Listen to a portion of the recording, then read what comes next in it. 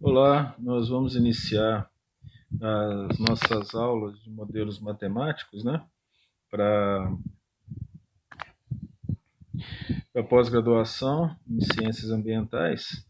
A aula de matemática, ela requer uma atenção especial em relação à escrita. Não pode ser uma aula apenas utilizando slides, né? Eu vou aqui repetir a aula sobre noções do histórico da matemática, talvez alguém não tenha ido. E aí nós vamos continuar com noções básicas da matemática. Vamos entrar em contato para verificar sobre as possibilidades de fazermos modelos matemáticos para os alunos da pós-graduação, né? Então, o primeiro item que nós vamos trabalhar aí vai ser os tópicos da história da matemática, né? E esses tópicos são importantes porque a matemática, ela carrega consigo um estigma de ser muito difícil. Algumas pessoas têm muita dificuldade em matemática. Outras pessoas gostam da matemática e acreditam conhecer a matemática. Quando eu digo acreditam conhecer a matemática, é porque elas tinham facilidades ou têm facilidade para aplicar fórmulas, né? E isso não é matemática. A matemática ela está associada a um determinado raciocínio. Tem coisas que a gente acha que não é matemática e é. Tem outras coisas que a gente pensa ser matemática e não é. Por exemplo, um raciocínio lógico, mesmo sem números, é um raciocínio matemático. Mas a aplicação direta de fórmulas a partir de estruturas já definidas, sem raciocínio, não é matemática. Então, por exemplo, um professor ensina que em determinadas circunstâncias você vai aplicar determinada forma, colocando só os números e fazendo a conta. A conta sozinho não é matemática, porque o contar, dependendo da situação, ele não é raciocínio, principalmente se você estiver utilizando uma calculadora. Então, a história da matemática, evidentemente, ela vai começar também com a chamada origem dos números. Os números geraram a matemática. De que maneira? Foi através da numeração que o raciocínio numérico iniciou. Mas, inicialmente, contar não era uma situação complicada, nem difícil. Contar era apenas associar as coisas. Por exemplo, a necessidade de contar, né, ela nasceu, segundo os historiadores, por volta de 30 mil anos atrás. Qual o significado disso, né? De necessidade de contar. Eles costumam dizer que a necessidade faz o homem. Nesse caso, foi a humanidade mesmo. Porque associava-se, por exemplo, isso aqui é bastante conhecido, né? Um carneiro com uma pedrinha. E a palavra cálculo, né, vem de pedra. E daí a palavra calcular. E também a palavra cálculo renal, cálculo biliar. Porque cálculo significa pedra, do latim cálculos, né? E veja bem, associar um carneiro com uma pedra é uma associação bionívoca, que é uma associação que a gente utiliza em relações e funções. Olha, é lógico que você pode então associar dois carneiros a duas pedras. Nesse caso, também é uma associação bionívoca, só que eu não preciso saber contar. Eu pego os carneiros, deixo eles passarem e coloco, por exemplo, dentro de um saquinho a quantidade de carneiro que passou. Eu não preciso nem pensar para fazer isso. Então, eu tenho aqui 6 carneiros que passaram. Esses 6 carneiros, não me interessa saber o número deles, me interessa saber que cada um representa uma pedrinha. Então, acredita-se que a origem da contagem ela não foi racional. ela foi por necessidade, ela aconteceu por necessidade. Além dessa história do saquinho e das pedras, tinha a história de utilizar marcas em ossos, né? Então, por exemplo, pega-se um osso grande e foram fazendo marca, um carneirinho, dois carneirinhos, três carneirinhos, quatro carneirinhos. Aí você imagina que muitos carneirinhos, o indivíduo já ia ficar complicado, não ia nem caber no osso, né? Então, ao que se parece, foram encontrados ossos assim, você, ele na verdade, corta isso aqui, ó, já tem quanto? 5. Aí ele já sabe que isso representa 5 carneirinhos, já é um raciocínio. Então ele coloca, por exemplo, isso aqui cortado mais um, 6. Ou ele vai e representa 5 de outra maneira. Ele vai, por exemplo, fazer esse símbolo aqui para o 5 e coloca um aqui na frente, ó, desculpa, um tracinho. Então na cabeça dele, isso aqui representa 6. Isso aí já seria um raciocínio. E isso está associado à numeração. Olha, esse tipo de análise permaneceu durante muitos anos. Isso aqui não é um conto de carochinha. Isso aqui foram dados baseados em estudos da origem dos números e da origem da linguagem, né, na história humana. O que realmente gerou um grande avanço na história da humanidade em todas as áreas foi a agricultura. Por que a agricultura? A agricultura, ela fez com que o homem parasse de ser nômade. Ele fixou o homem, ela, né, fixou o homem a um determinado local, uma determinada terra. Isso de fixar o homem é bastante importante, porque antes a tribo era uma tribo de caçadores. Então, os homens caçavam, as mulheres cuidavam da caverna, da aldeia, da taba. Existia a tribo dos catadores, né? Aqueles que catavam frutas, catavam raízes, restos. E não existia aqueles que eram agricultores. No momento que a agricultura facilitou a fixação do homem, então nem todo mundo podia ser agricultor. Principalmente com a monocultura do trigo, né? Em alguns locais, em outros locais, como na América Central e do Sul, do milho, da mandioca, o que aconteceu? Começou a necessidade da especialização. Que especialização? Ora, eu sou agricultor, mas eu preciso do arado para poder tratar a terra. Mas eu não sei fazer arado. Tem uma pessoa que sabe fazer arado melhor que eu. Então existe aquela pessoa, por exemplo, que se tornou um produtor de arado e de outras coisas. Ele era um marceneiro, por exemplo. Existia aquele, por exemplo, que estava trabalhando com os metais, né? Ele era um serralheiro da época, né? Ou um ferreiro, já que o termo não existia lá. Ou ele podia ser um sapateiro para fazer os sapatos das pessoas que trabalhavam e dos nobres e assim por diante. Ora, essa especialização, ela começou a gerar o comércio. Qual que é o comércio?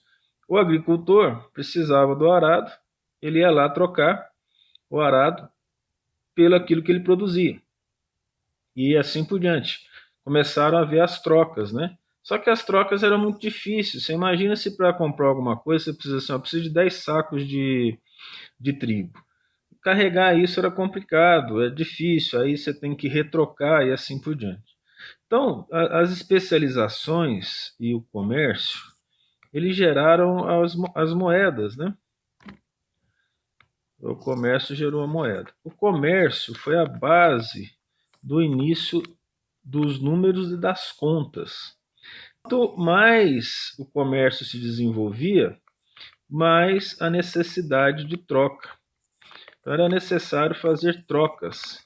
Mas imagina que as trocas por necessidade acontecessem de uma cidade para outra, atravessando o mar. Não dava para ficar carregando trigo, por exemplo, dentro de um barco e chegando lá outras cidades falam, não, a gente não interessa por trigo, não, a gente quer aveia, né? É uma situação bastante complicada. Então essas trocas geraram a necessidade de fazer contas com os números, né? Então o segundo item na história da matemática é, a partir dos números vamos fazer contas. Antes era uma relação biunívoca. Agora essas contas elas eram somas principalmente, né? Até porque nós não sabemos até quando ou quando começaram as diferenças em que o indivíduo falou, nossa, eu tinha aqui 10 sacos de trigo, negociei, agora estou com menos um. Isso era absurdo para o pessoal daquela época imaginar isso, né? Mas a soma é a base de todas as operações matemáticas que existem. E quem iniciou esse processo de utilização dessas contas foram, no caso, o povo antigo, principalmente na Mesopotâmia, né, na região dos Babilônios e na região do Egito. Eram os locais de maior comércio da época e que eles ofereciam para os outros povos, né, itens de muito interesse. Eles precisavam fazer essas trocas. De forma escrita, né, a primeira relação de conta com números, ela foi descoberta no Egito. Então, aproximadamente 5.000 anos antes de Cristo, né, foi um indivíduo chamado Amis. Ele escreveu um papiro que foi descoberto aí por volta da década de 60, né, chamado Papiro de Amis. E, na verdade, o papiro de Amis é onde ele foi descoberto, né? O nome desse matemático era Amoses, que estava escrito lá, de acordo com os estudos. E esse Amoses, ele escreveu um papiro de algumas folhas, em que ele chegou a mostrar um sistema de numeração. Então, veja bem, depois do número, eles começaram a ser representados. E essas representações permitiram fazer conta. Esse sistema de numeração, ele sofreu várias modificações, estranhamente, diferentemente da história de outras ciências, ele não seguiu uma linha reta em termos de melhora. Algumas vezes, o sistema de numeração, ele era, por exemplo, interessante e até funcional no Egito. Quando você chega mais para frente, chega lá nos romanos, ele é menos funcional do que os egípcios, por exemplo, de 5.000 a 3.000 anos antes de Cristo, né? No sistema egípcio, o sistema dele era posicional. O que significa? A posição do número, do representante de um número, tinha o seu valor. Então, um tracinho significava 2. Um tracinho significava 1, 2 tracinhos significava 2. Um risco desse significava 5. O 6 ele era interessante, ele era dessa forma. E aí os vários significados dos números, por exemplo, o 100 parecia um 9, né? E o 1.000 ele era uma flor de lótus. Pelo menos acham que é uma flor de lótus, né? E que representava o número 1.000, que para eles era um número muito grande, né? Então essa aqui, por exemplo, são as designações de alguns números egípcios, né, em relação aos nossos números arábicos que a gente tem aqui. E, então ele era posicional, porque se eu fosse escrever, por exemplo, 1.100, então o número hoje 1.100, ele no Egito ele seria escrito assim, ó, 1.000, né, que é a flor de lótus, e 100. Ora, isso significa o quê? A posição maior e a posição menor. Então ele é posicional. Ele é aditivo. Por quê? Ele foi escrito na forma 1.000 mais 100. Então essas noções aqui, elas já existiam há muito tempo atrás. essa noção de número e de adição. Acontece que existe um problema. Observa que o número 2 ele não é formado por um símbolo específico para ele. Ele é formado pelo número 1 duas vezes. O número 3 também, número 4 também, número 5 não. Número 6 não, e assim por diante. Também nem o 7 nem o 8. Isso é um problema muito grave para fazer soma, né? Em relação, por exemplo, ao algoritmo de soma. Então eu vou somar 5 mais 1, né? É igual a 6. Então eu faria assim, ó, 5 mais 1. Nós já estamos acostumados a fazer isso, certo? Se fosse um número muito grande, por exemplo, os egípcios iam usar 5 mais 1, dessa forma. E como é que ele escreveu o número 6? O número 6 tem um símbolo diferente, está bem parecido. Mas você imagina que para escrever um número muito grande, por exemplo, que ele fizesse uma determinada soma com, vamos dizer aqui, o número 312 mais 100, por exemplo, ele ia ter que escrever 300. E aí veja que interessante, coloca um aqui e coloca outro aqui. Como é que ele vai saber se isso aqui é 4 e esse é 2, esse é 1, esse é 4 e esse é 1 e assim por diante? Não tem como. Se existisse um número para o 3, um para o 1 e o outro para o 2, isso não geraria problema. Então, essa situação aqui fica complicada para fazer um algoritmo. É difícil organizar um algoritmo. Então, eles não perceberam isso, né? Porque a maioria das vezes as contas elas eram feitas de forma prática, não precisavam nem fazer de cabeça. Eles não iam ter problema para somar isso, porque o 312 era um número muito grande para eles. Eles iam somar sacos, eles estavam vendo os sacos, eles só faziam a representação, 3 sacos, 3 cisquinhos. Mas isso foi um grande problema para o desenvolvimento da matemática. Por quê? Porque a matemática, naquela época, ela era simplesmente algo necessário para o dia a dia. No caso dos egípcios, nós sabemos que eles utilizaram a geometria, por exemplo, só para determinação de terrenos. Você tinha lá um terreno retangular, muito grande, na base, nas margens do Nilo, né? Aí você dividir por 2, eles dividiam certinho. E eles poderiam saber porque quais esses valores e qual a área do terreno, porque eles conheciam já o chamado Teorema de Pitágoras, né? C, B e A. Aí nós sabemos que eles já conheciam que C ao quadrado era igual a ao quadrado mais B ao quadrado. Isso aí até os babilônios sabiam antes mesmo dos egípcios. Mas a geometria deles não passou disso. Né? Até para a construção das pirâmides, até onde nós sabemos, não tinha geometria muito complexa. Pelo que se sabe, não obstante, tem uma situação muito interessante associada a ele, que é que o volume da pirâmide de Quéops, por exemplo, né, isso aí vocês podem procurar depois, o volume da pirâmide de Quéops é aproximadamente igual à distância da Terra ao Sol. Então, falar que eles não sabiam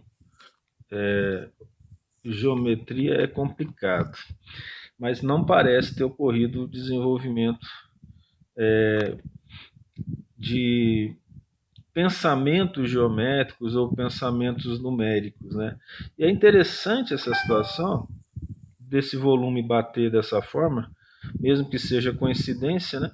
Porque é muito difícil trabalhar com os números que nós mostramos aqui. Acontece que determinadas descobertas realizadas é recente, né? Tipo a década de 70, mais ou menos. Há muito tempo atrás, achava-se que os egípcios eram os pais, assim, vamos dizer, da matemática, né? Mas realmente o pai da matemática, a nação que originou a matemática, foram os babilônios. Os babilônios, num tempo antes dos egípcios, talvez, os chamados sumérios e islamitas, né? Ou num tempo até similar a deles, a gente não sabe, porque aqui foi dito de 5.000 a 3.000 antes de Cristo. Informações nos dizem, né, que os babilônios eles já faziam contas mais complexas do que os egípcios em 6.000 antes de Cristo, né? De 6.000 aí, ó, a 4.000 antes de Cristo. Então, falar nos egípcios primeiro significa falar que eles estão historicamente, né, no conhecimento não tão moderno de história, estariam na frente dos outros. Mas esses babilônios aqui, ó, a cidade da Babilônia era uma cidade de comércio, né, e comércio marítimo. Então a necessidade de contar era muito grande.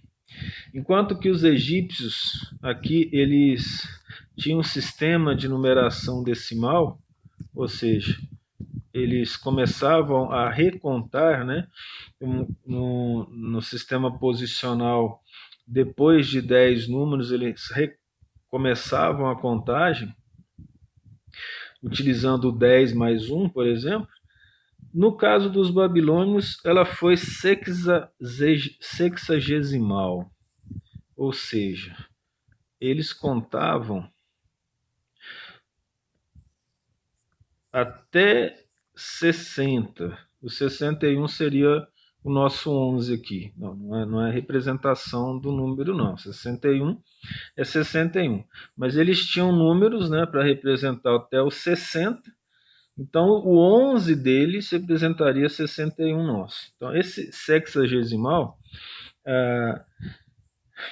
se manteve até hoje. Por exemplo, a nossa 1 hora é igual a 60 minutos, que é igual a 60 segundos. Então, isso se manteve até hoje, né? A circunferência ela tem 360 graus, que é um múltiplo de 60, né? Então, isso se manteve até os dias de hoje. Inclusive, aí a gente utiliza isso e nem percebe. Se você for imaginar que nós deveríamos utilizar a contagem das horas em função da numeração decimal. Mas, no caso, ela é hexagesimal. Eles apresentavam também os números idênticos ao dos egípcios. Então, o número 1 era chamado escrita cuneiforme, né?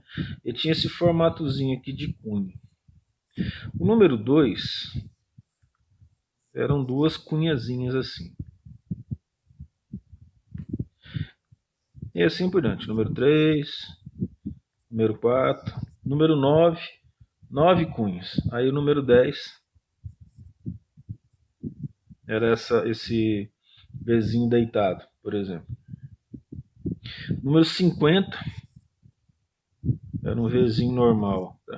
Tá? Que não é tão bonitinho igual eu estou falando aqui. Então o número 60, um 60 aqui é fácil, é 50 mais 10.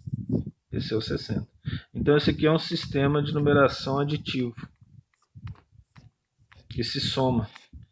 Só que não é decimal, né? E ele é parcialmente posicional. E nem sempre batia posição, mas a gente também não vai entrar nesses detalhes aqui não. Mas vamos pegar um exemplo aqui interessante em relação a alguns números, né? Vamos pegar, deixa eu me ver aqui, o número 20, por exemplo. Ó. Isso aqui é número 20, né? É 10 mais 10. Ora, esse número aqui, se eu colocar aqui na frente, ó, esse valor, quanto que ele daria? Poderia dar 21, né? Então, se ele for posicional, então ele é 21. Dessa forma que está aqui. E como é que eu escreveria o número 201, por exemplo, aqui? Ora, o número 200 é 10 vezes o 20. Então, se eu for escrever o número 10 vezes o 20, por exemplo, né, ele vai ser assim, ó, em termos de posição. Se eu for escrever o 201, vai ser aqui, dessa forma. Só que observe que nós entramos no mesmo problema lá, de cima dos egípcios. Ó. Essa organização aqui.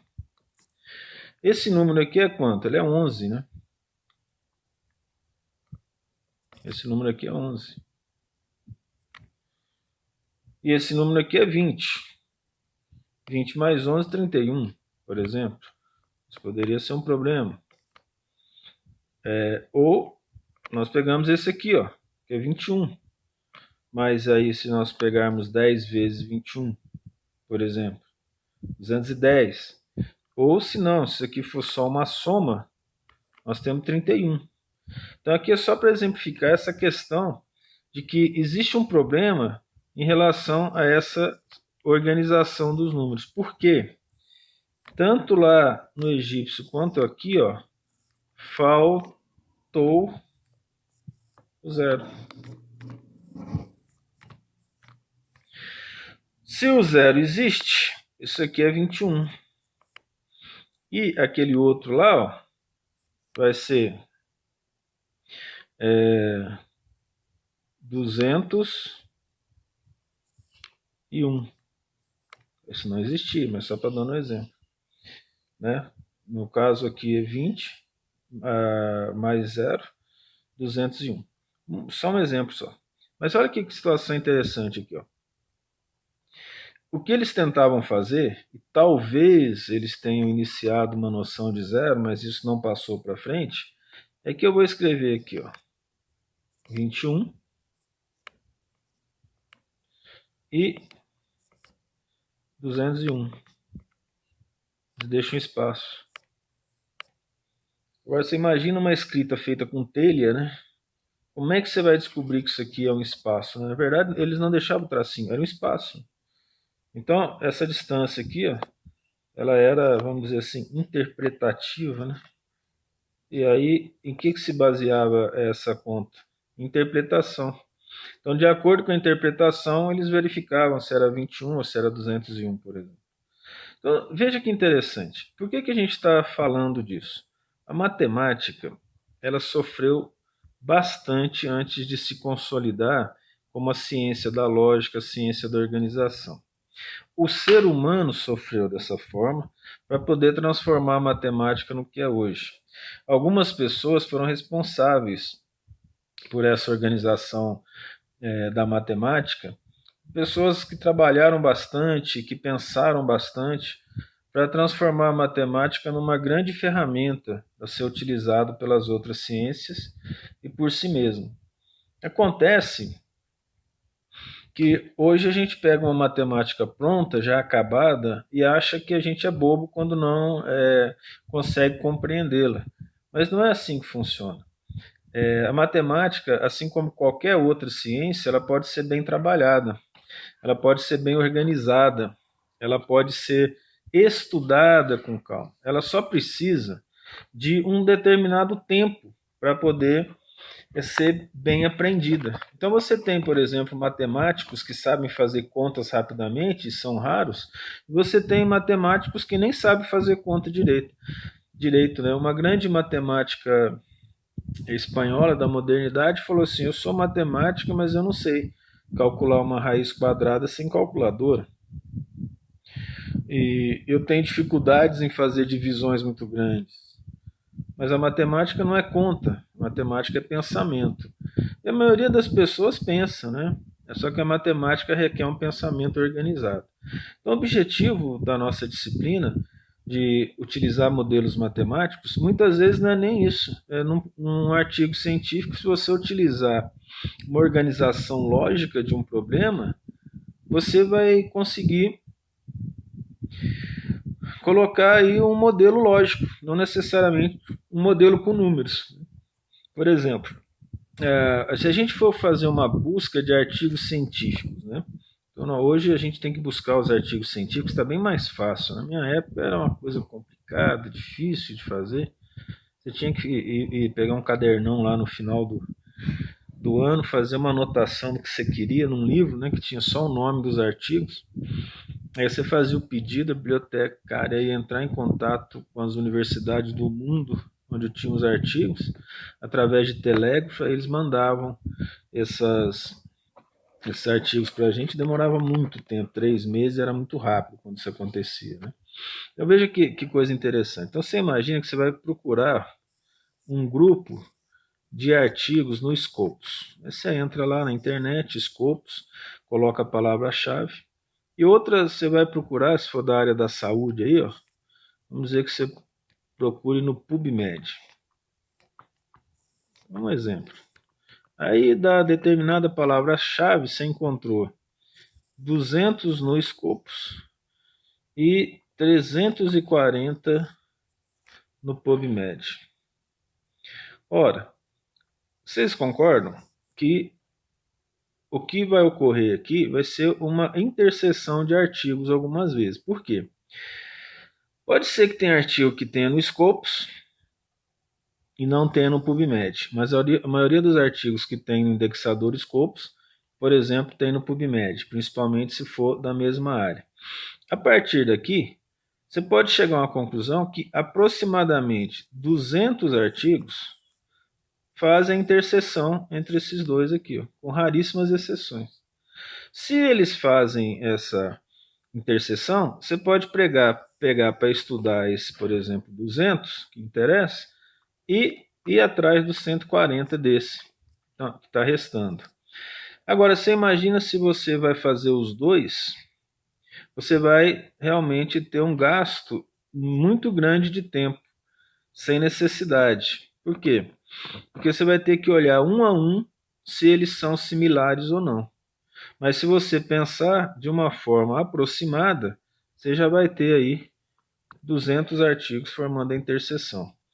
Agora, se quiser olhar um a um, tiver tempo suficiente, vai de cada pessoa. Mas algumas organizações lógicas facilitam o processo de organização do tempo na ciência. Os sistemas de numeração foram de vários tipos. Vários sistemas de numeração foram feitos ao longo do mundo. O interessante desses sistemas de numeração foi que a maioria ela teve como referência as estruturas do corpo. Então, contar até 10 significa os dedos da mão. Mas teve sistema de numeração que era duodecimal, também dos sumérios, que foram os que viveram antes dos babilônios. Mas por que isso? Porque eles contavam assim, ó, 1, 2, 3, 4, 5, 6, 7, 8, 9, 10, 11, 12. Eles contavam os artelhos da mão. Aí ela foi duodecimal. Os maias, por exemplo, eles tinham um sistema vigesimal. Por quê? Eles não acharam que só os dedos da mão valiam. Eles achavam que os dedos dos pés também deveriam ser contados. E assim por diante. Tem tribos até hoje que elas contam sem a utilização de número escrito. Elas começam a contar de uma orelha para outra orelha, o nariz, os olhos, a boca, o queixo, o lado esquerdo, o lado direito do braço e assim por diante, né? Do antebraço, da mão. Os maias, eles tinham um símbolo para casa que representava o zero. Então, a primeira vez que um símbolo foi utilizado para o zero foi pelos maias da América Central, né? E América Latina. E é interessante que a contagem dele, por exemplo, era até 20. Então, o número 1 era uma bolinha e assim por diante até o número 4. O número 5 era um tracinho. Aí depois o 6 era o tracinho com uma bolinha em cima. Observe que o mesmo problema dos egípcios e dos babilônios permaneceram. Não havia um número específico para cada algarismo de até 20. Você tinha que fazer através de outros. Não acontece no nosso caso, né? O 20 ele era representado por uma bolinha e uma conchinha. É bem interessante isso, né? Eles acham que é uma conchinha. E o 0, ele era essa conchinha. Esse era o 0 deles. O 0 deles permitia fazer escritas interessantes. Então, por exemplo, o número 66 passava a ser diferente do número 606. Já não tinha um problema que tinha nos outros. Acontece que eles tinham uma maneira meio doida aí. Quando chegava nas potências de 20, eles assumiam outros números um pouco diferentes, porque a matemática deles não foi tanto para o comércio, foi uma matemática mais voltada para situações astronômicas, né? Tanto é que falaram que o fim do mundo ia acontecer de acordo com o calendário maia e assim por diante. Então, de uma maneira geral, os sistemas de numeração evoluíram e ficou, eu vou pular vários aqui, inclusive o chinês, que também tinha um local para o 0, e vamos chegar numa numeração que é a numeração romana, que passou durante a Idade Média para nós, e até hoje nós utilizamos os números romanos, né? Todo mundo sabe, o número romano 1 é um tracinho, 2, 2 tracinhos, assim por diante, 5, um vezinho. Veja que ela é adicional, né? O 6 é o 5 mais 1, né? O problema de ser posicional dela é que o posicional dela não é muito bom, né? Porque, por exemplo, ela não mantém só do lado direito. Então, para representar o 9, você tinha o 1 diminuído do lado esquerdo. Então, não é a mesma posição, olha aqui. Né? A não ser que do lado direito você soma, do lado esquerdo você diminui, já que o 10 é o x. Para fazer conta com isso é muito complicado, né? É muito difícil fazer uma conta. Como é que você vai fazer um algoritmo, por exemplo? Você vai somar 1102 mais 520. Como é que faz isso, né? Que número que vai dar? Se eu fosse utilizar isso aqui, ia ficar complicado, né? Eu ia colocar o que aqui, ó? 12. Ia colocar aqui C110 e aqui MD, por exemplo. Esse número aqui é um número completamente diferente dessa soma, né? Então não dava para poder fazer um algoritmo de soma, por exemplo, ou de subtração no caso, só coisa simples. Então o que se utilizava para fazer esse tipo de conta? O chamado ábaco. Então, durante a Idade Média, para fazer conta usava-se o ábaco. Aí seria bom dar uma pesquisada aí na internet para vocês verem o ábaco e ver como que ele funciona. Uma das maneiras de fazer o ábaco é pegar uma caixa de ovo, né, e colocar uns palitinhos em cima e utilizar macarrão, aqueles macarrões de rodelinha, né, e fazendo as contas. Então você pode pegar qualquer número aí, por exemplo, como aquele que a gente colocou, e o que você faz? Você coloca esse número lá no ábaco, e depois você vem somando ou subtraindo de acordo com as casas decimais. Aí você consegue fazer a conta, né? Os japoneses utilizam um ábaco de cinco algarismos, né? Até hoje, até caro isso lá. É um pequenininho, bem bonitinho, e eles vão fazendo assim bem rapidinho as contas, algumas vezes mais rápido do que a gente aperta os dedos numa calculadora. Mas nós sabemos que isso não é um conhecimento matemático, né? Isso é apenas um algoritmo de conta para fazer a conta rápida. A situação é tão interessante, né, em relação a isso, que muitas vezes os japoneses, até os comércios mais antigos, eles não têm calculador, só tem um ábaco para fazer as contas. Nós vamos finalizar aqui essa primeira aula de modelos matemáticos com tópicos iniciais. Depois nós vamos continuar ainda com tópicos iniciais. Vamos falar da numeração hindu, do zero, um pouquinho de mística dos números da matemática, né, que a gente sabe que existe. E, finalmente, a gente vai começar conjuntos e funções, sempre tentando pegar o raciocínio do processo. Entendendo como que a matemática se originou, a gente começa a ver que não é uma coisa muito complicada de ser utilizada, né? Até a próxima aula.